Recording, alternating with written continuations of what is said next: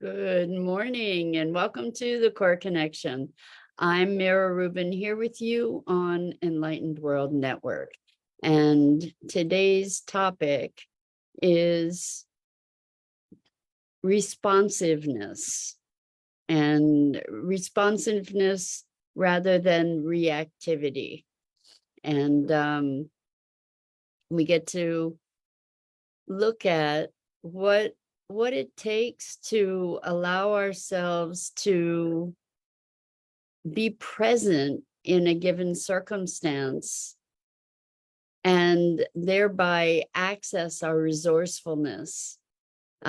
So I'm looking forward to this conversation this morning. Good morning, Rosalind. Welcome. Great to have you here with us this morning, and welcome to everybody else who's joining us. Before we get started, let's take a couple minutes to get present. So let's take a deep breath in through your nose and hold it. And imagine clean, crisp oxygen flooding your lungs, flowing into your bloodstream, nourishing all your cells, all your organs, bringing vital life energy to your body and being. And as you exhale any tension, stress, negativity, fatigue.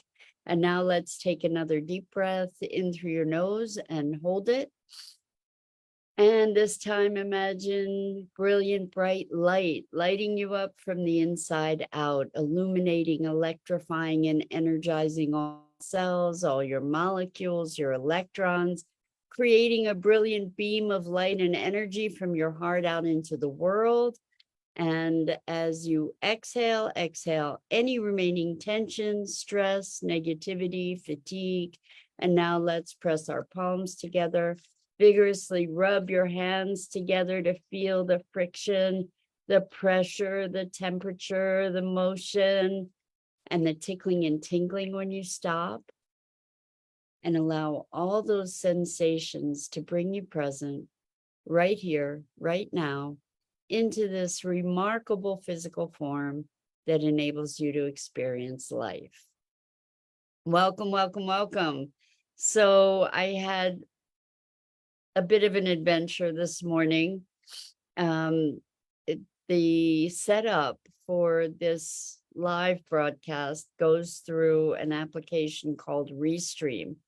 And typically there is a meeting that is set up that's a repeating meeting, and all I need to do is press a button and put in some information and turn on Zoom. And then when I get into Zoom, I just say, okay, let's live stream.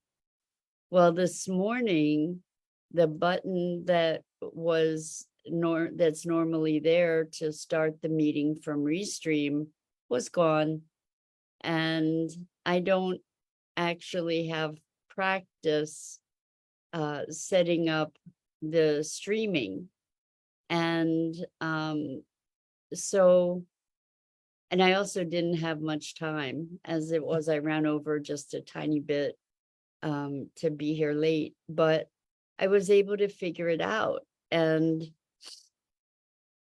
the thing is that the reason that I was able to figure it out is because I stayed present to what was, rather than letting myself get into a panic or a story about what would happen if I couldn't figure it out, or a story about, I don't know what I'm doing here, I don't know how to do this.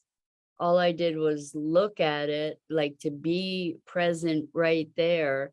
And I even had the opportunity to do a little bit of research online. And all of this in the space of maybe 5 minutes, 7 minutes to do that and write the description for this morning. So this is coming up because it actually came up yesterday with another client where we had an issue where my computer shut down in the middle of a session that we were doing, and I couldn't get back to Zoom. And this person was talking about managing panic around unexpected occurrences. And here we just sort of systematically went through and saw what we could figure out to make it work. And again, there was no panic, there was no upset. It was just, okay, now what? And so I'm not speaking about this to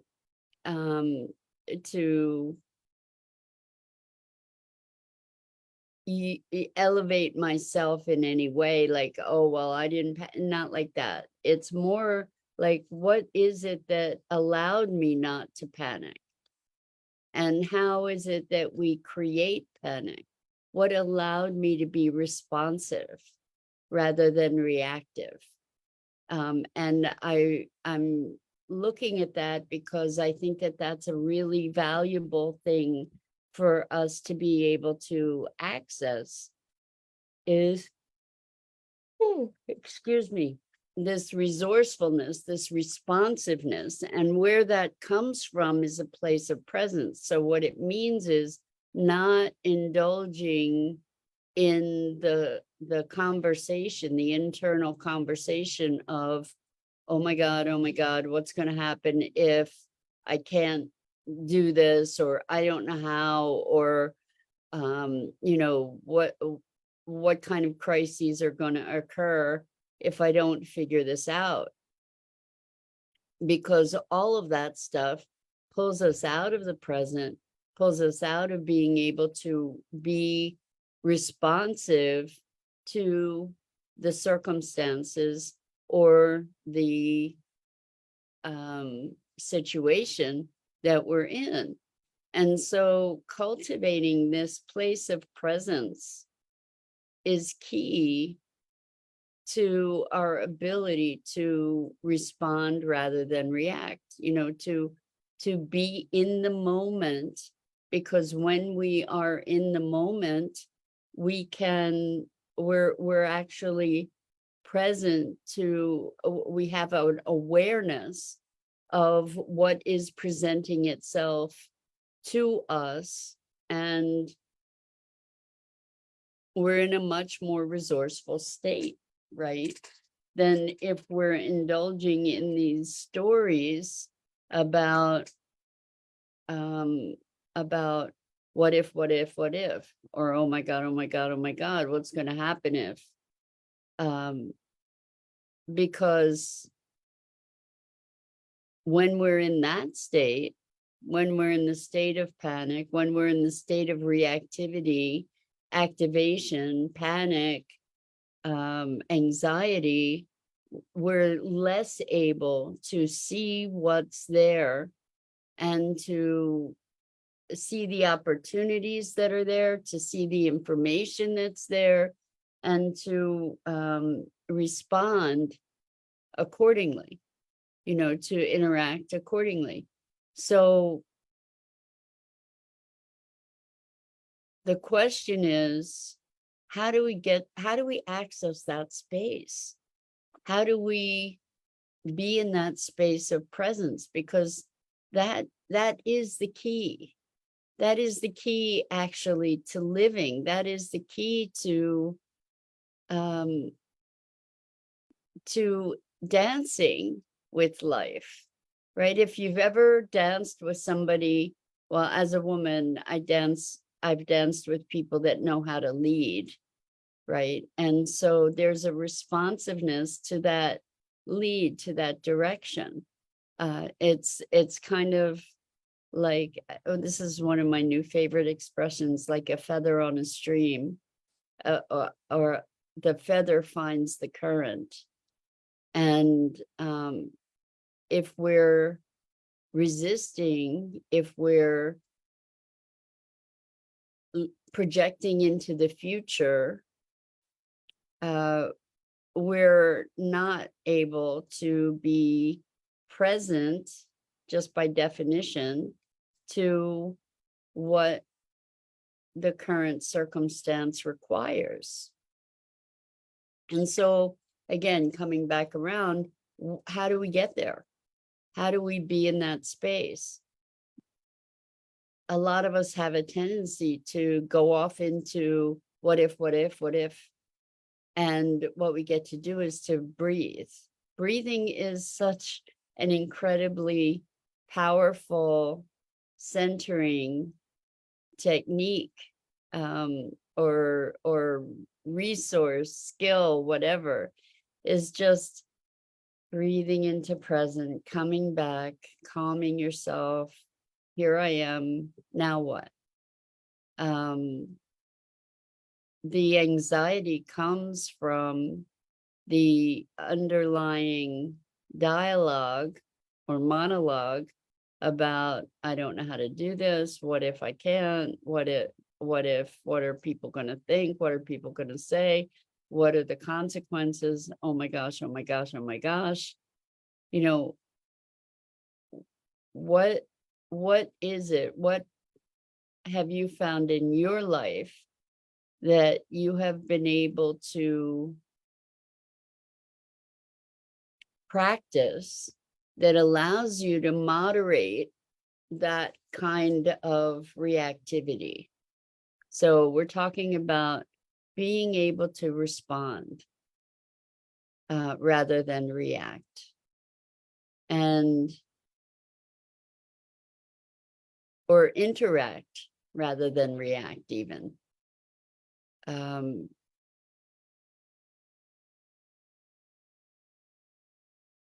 It's so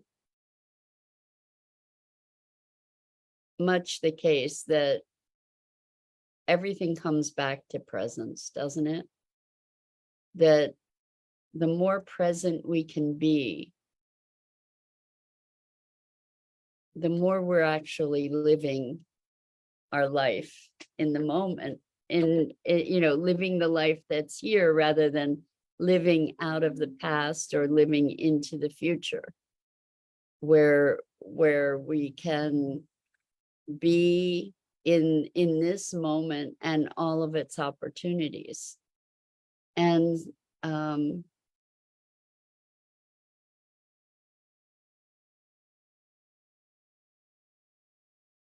I'm going to go off a little bit on a tangent around the opportunity, because every moment, even moments that feel devastating, even situations that seem to be going radically awry, provide an opportunity. And it's not always that we have the resourcefulness to be able to recognize the opportunity in a moment. But when we are present, we have a greater capacity, a greater potential to recognize that opportunity. So I was talking with somebody yesterday who is doing some downsizing in their company, and the way that they were looking at it that it was a place of contraction, because they were losing some major clients and they were kind of focusing on the loss of the major clients, and trying to moderate their reaction to that by saying it's not really a bad thing, we'll have to do this, we'll be okay, we were okay before we had grown to this place. But all of that was kind of a justification rather than looking at, well, what kind of opportunity does this reconfiguration provide? Because this person has been really deeply evaluating what their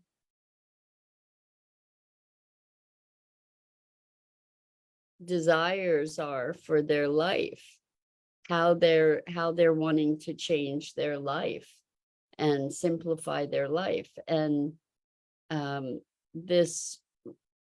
the downsizing of the company allows for a little bit more flexibility, a little bit more fluidity, because there are less moving parts to have to contend with. And So there's an opportunity for more restructuring and more adaptation and modification and sculpting a new structure for the company that the larger footprint would not really have allowed. So what looked tragic in a certain respect, even though they were trying to mitigate that, also provides an opening for possibilities that weren't there previously. I actually saw this with another person's company where they had a nonprofit and they were in a fiscal position where they had to let everybody go, all the employees except for the main person. And it was sad, and there was a lot of emotion and sorrowful goodbyes. And what happened as a result was that the person whose nonprofit it was able to break out and thrive and create new structures and more freedom in their own lives, and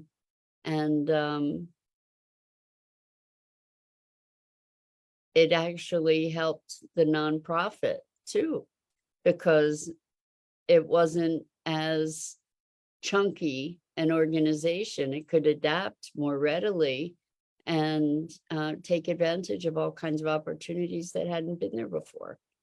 So another situation was with a person who was experiencing a great amount of friction through work, so much so that they determined that they actually made a choice that to follow a dream that they hadn't been allowing themselves to pursue because they were enmeshed in work.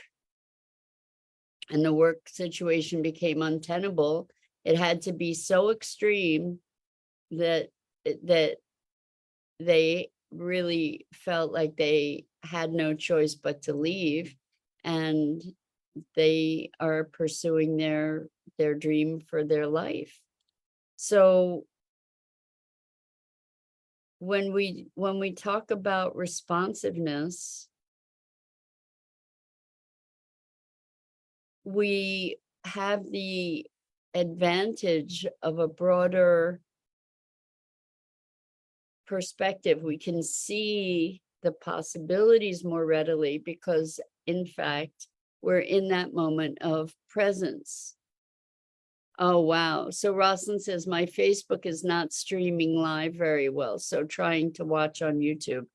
So, I don't know if I did it right. It looks like I might have done it right because it looks like it looks like it showed up on Facebook. Whoops. Watch on YouTube. I think I might have. Yeah, so apparently it is streaming on Facebook, but so I set it up right, which is kind of a miracle. But I don't know if it's because my connection is poor, but anyway,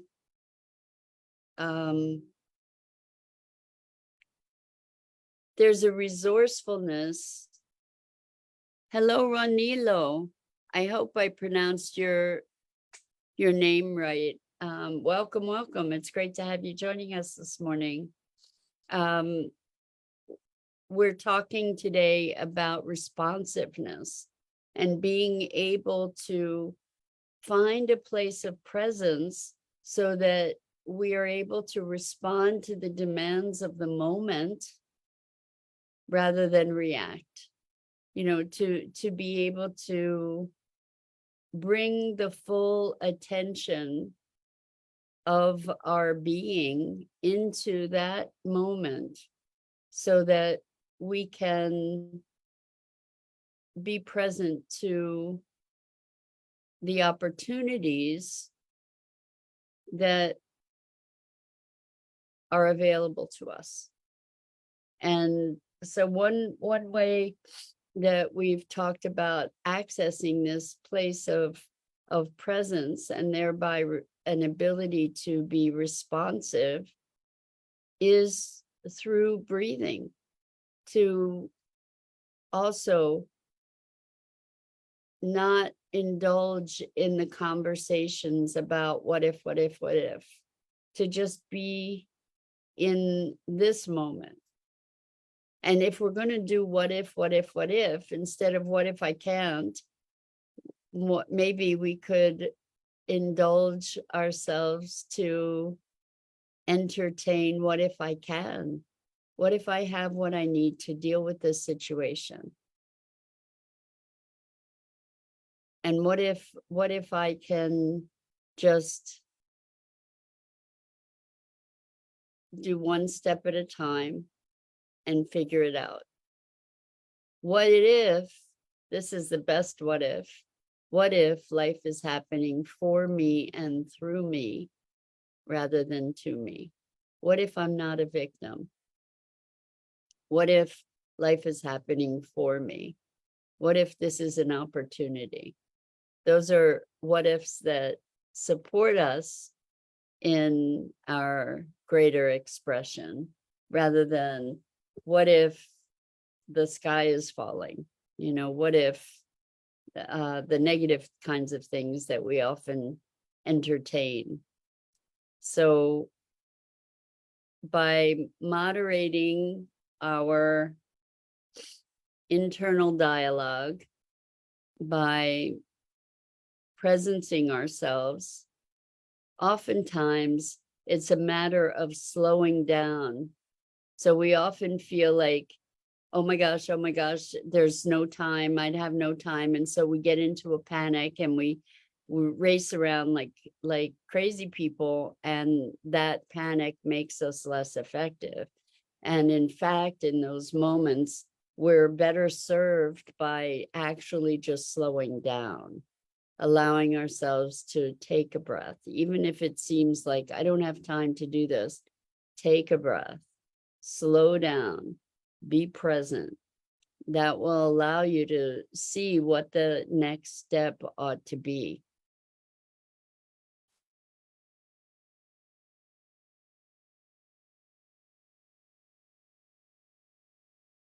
Learning how to take our time is an important thing. Learning how to pause.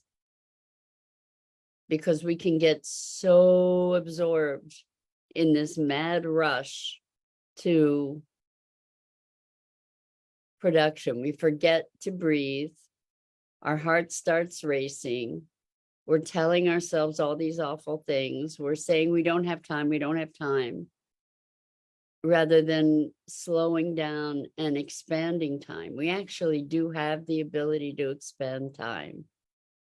I don't know if you've experienced it. I've had moments where it's just the weirdest thing, where I've gotten somewhere before I should. I shouldn't have had time to get somewhere, and I've made it on time. And it's through this expanding time. It's through being present in a very different way, and connecting to the relativity of time. So Rosalind says, something that comes to mind is when I was criticized, when a person's making me out to be a villain, I felt like I didn't have to validate myself. I know who I am. I don't need to explain myself. That's awesome, Rosalind. Sometimes if people are making you out to be a villain, there's nothing you can say or do that's going to change their opinion. And it's not your job to. And beautiful for you that knowing yourself, that is presence and responsiveness. But being able to be present, sometimes in that kind of situation, maybe it means don't respond. Maybe it means don't even try to engage in defending yourself, because it's not going to make a difference. There are situations where the best response is no response. So good on you to know who you are and know that you don't need to defend yourself. And then there are other times where clarification can be beneficial. So as you're present, as you're being responsive, you can determine what is the best response. How do we best respond to this? So with that, I'm Mira Rubin. This is the Core Connection. I go live here each weekday morning on the Enlightened World Network Facebook page and YouTube channel. And it is my pleasure. Oh, excuse me. Hello, Irina. Welcome. So good to have you join us. It is my pleasure and always a privilege to have this opportunity to chat with you and to discover new ways of thinking and being. And until next time, so much love to you.